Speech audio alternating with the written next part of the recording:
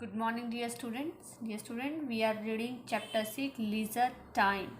And yesterday we have taken the topic yoga, and we have read how yoga help us to lead a healthy and stressful life. And yoga is a part of Indian culture. In the present time, it has become very popular in India and all over the world. And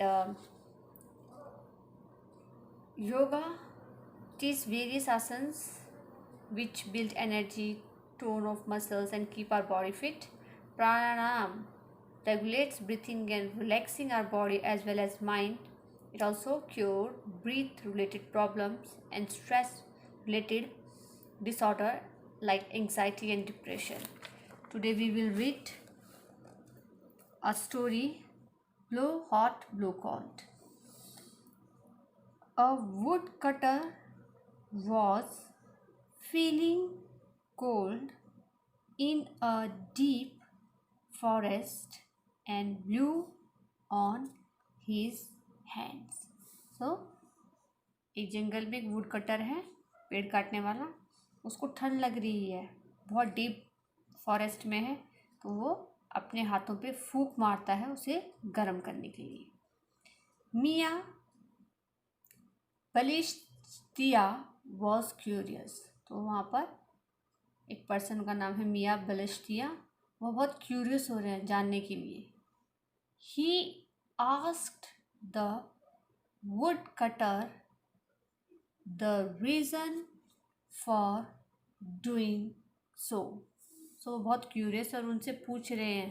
would cutter से उन्होंने पूछा कि तुमने ऐसा क्यों किया, मतलब तुमने अपने हाथों में फूंक क्यों मारी. I blow on them to make them warm. तो उन्होंने बोला मैंने इसलिए फूंक मारी ताकि मैं अपने हाथों को गर्म कर सकूं. Explain the wood cutter. और वुड कटर ने ये उनको एक्सप्लेन किया. A little later the wood cutter boiled a potato. थोड़ी देर बाद क्या होता है, वुड कटर जो है पोटैटो को बॉयल करता है. He started blowing on it also. ठीक है, गर्म करने के बाद फिर वो उस पर भी फूंक मारने लगता है. पोटैटो गर्म किया उसने, बॉयल किया, उसके बाद फिर वो उसको फूंक मारने लगता है निकाल कर. मियाँ बलिश्तिया वॉज कन्फ्यूज. अब ये जो मियाँ बलिश्तिया कन्फ्यूज हो गए. He said the tomato is already hot, why do you want to make it hotter. तो बोलते हैं कि पोटैटो तो पहले से ही हॉट है, गर्म है, फिर तुम इसे और गर्म क्यों बनाना चाहते हो. The wood cutter reply I am blowing on it to cool it down. Would cutter reply करता है कि मैं जो इसे फूंक मारकर ठंडा कर रहा हूँ. Blow hot, blow cold, what is it. कहता है ठंडा और गर्म करना फूंक मारकर, ये क्या है. मियाँ बलिश्तिया वॉज कन्फ्यूज्ड. जो मियाँ बलिश्तिया वो कन्फ्यूज़ हो गए हैं. When you blow a narrow stream of air, it feels cold. जब आप तंग स्ट्रीम से जो है हवा फूंकते हो, ठीक है, तो वो क्या होता है, ठंडा होता है. जब हम होठ इकट्ठे करके करते हैं तो वो क्या होगा, ठंडी हवा आएगी. And when you breathe with wide open mouth it feels warm. और जब हम मुंह खोल के करते हैं तो कैसी हवा आती है, गर्म. So we blow on cold thing to make them warm, on hot thing to cool them.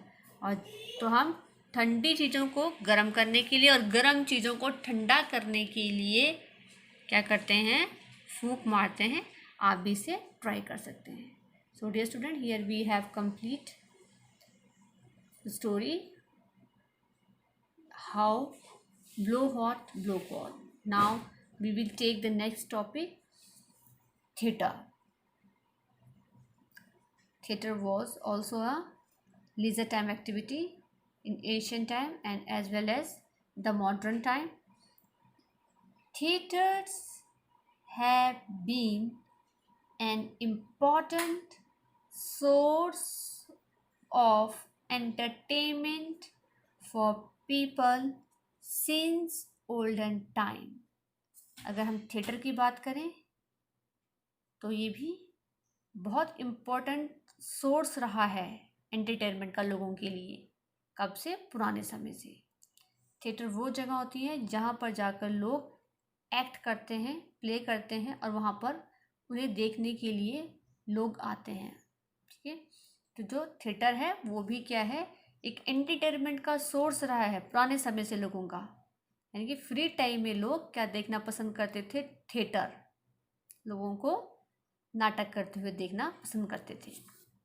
When नौटंकी एंड जात्रा वर पॉपुलर, जब नौटंकी और जात्रा भी क्या होता है, एक काइंड ऑफ प्ले, बहुत ज़्यादा पॉपुलर थी। तो पुराने समय में भी थिएटर होता था जिसको हम नौटंकी और जात्रा कहते थे। तो लोग एंटरटेनमेंट के लिए इन्हें देखने के लिए जाते थे। Means it was also a leisure time activity. They took up themes from mythology and everyday life to entertain the masses. So वो थिएटर की जो करते थे वो क्या थीम्स क्या लेते थे? पुराने समय की पुरानी कथाओं को लेते थे। माइथोलॉजी मतलब पुराने समय की, ऐसे भगवान राम की, विष्णु की, किसी की भी कथा, पुरानी कथाओं को लेके नौटंकी करते थे। और जो डेली लाइफ की जो सिचुएशंस थी उनको भी दिखाते थे। किसको? मास मतलब बहुत सारे लोगों को। तो बहुत सारे थीम्स लेकर वो, चाहे वो डेली लाइफ के हों चाहे मैथोलॉजी के हों, उससे लोगों को एंटरटेनमेंट करते थे। The dramatisation of Ramlila and Krishna Leela attracts thousands of people in both rural and urban area even today. So dramatization means जो नटंकी की जाती है, किसी चीज़ को लेकर प्ले किया जाता है उसको बोलते हैं। तो ड्रामाटाइजेशन था मतलब जो ड्रामा होता था रामलीला का, कृष्ण लीला का, वो हज़ारों लोगों को अट्रैक्ट करता था रूरल और अर्बन एरिया में, जो कि आज भी लोगों को अट्रैक्ट करता है। लोग रामलीला और कृष्ण लीला देखने के लिए जाते हैं। You can see here theatre, यहाँ पर कैसे जो है लोग प्ले कर रहे हैं थिएटर पे। ठीक, in modern time theatre means drama has developed into a wonderful art. अगर हम आज की बात करें, मॉडर्न टाइम की बात करें, जो थिएटर है वो उसने क्या किया है, एक वंडरफुल आर्ट की तरह माना जाता है उसे। बहुत अच्छा माना जाता है कि ये कला है मॉडर्न टाइम में और ये बहुत डेवलप हो गया है। कैसे? It creates awareness about the challenges faced by our society and country. So क्यों वंडरफुल बनाता है? क्योंकि इससे जो है हमारी सोसाइटी की, जो कंट्री में जो भी चैलेंजेस हैं, ठीक है, उनके थ्रू जो है लोगों तक मैसेज पहुंचाया जाता है अवेयरनेस का। तो इससे पहले एजुकेशन ज़्यादा लोग लड़कियों को पढ़ाते नहीं थे, तो बहुत सारे प्ले किए जाते थे ये सोसाइटी में डिस्क्रिमिनेशन के अगेंस्ट, कि लड़कियों को भी पढ़ाना चाहिए। ठीक है, तो अवेयर किया जाता था कि आपको कैसे पढ़ाना है, क्या क्या हो सकता है। गर्ल्स एजुकेशन पे बहुत फोकस किया गया। तो ऐसे ऐसे छोटे छोटे प्ले कर कर के जितने भी चैलेंजेस थे उनके थ्रू लोगों को बताया जाता था और उन्हें अवेयर किया जाता था। It also imparts education, ideas, value and information in and effective in creative way. और साथ ही साथ क्या कहते हैं, इम्पोर्टेंट क्या भाग रहा है इसका, एजुकेशन जो है, आइडियाज़ हैं, वैल्यू है, इंफॉर्मेशन है, बहुत ही इफ़ेक्टिव वे में जो है, क्रिएटिव वे में लोगों तक पहुंचाई जाती थी, अभी भी पहुंचाई जाती है। Theatre is very popular as it establish a direct contact between the actor and the audience. Theatre है एक बहुत ही पॉपुलर और एस्टेब्लिश डायरेक्ट कंटैक्ट है किसके बीच में, आर्टिस्ट और ऑडियंस के बीच में। जो प्ले करता है वो डायरेक्टली लोगों के कंटैक्ट में रहता है और ऑडियंस से कंटैक्ट में भी रहता है। तो वहाँ पर वो जो भी अपनी इन्फॉर्मेशन देना चाहता है वो डायरेक्टली लोगों तक पहुँचाता है। जैसे कि आपने देखा है, हम फिल्में देखते हैं तो हम डायरेक्ट कंटैक्ट में रहते हैं, वहाँ पर वो प्ले कर रहे होते हैं और हम सिर्फ बैठ के देख रहे होते हैं। ऐसे ही इसमें क्या है, प्ले हमारे थिएटर में क्या है, सामने ही प्ले किया जाता है, लोग आपके सामने ही प्ले करेंगे और आप उनके बिल्कुल डायरेक्ट कंटैक्ट में रहोगे, आप उन्हें देख सकते हो, ठीक है, समझ सकते हो वो क्या बोलना चाह रहे हैं, आप वही समझ जाओगे स्टेज पर ही। जब नीचे ऑडियंस के में आप बैठे हो तो आपको पता लग जाएगा कि क्या वो हमें मैसेज पास करना चाह रहा है। तो हाँ, थिएटर क्या है, very popular as it establish, कि उसने क्या इस्टेब्लिश किया है, एक डायरेक्ट कंटैक्ट किसके बीच में, एक्टर्स के और ऑडियंस के बीच में। डू यू नो, क्या आप जानते हैं, नुक्कड़ नाटक spread awareness and companion for important issue like pollution, literacy, corruption, rights of women etc.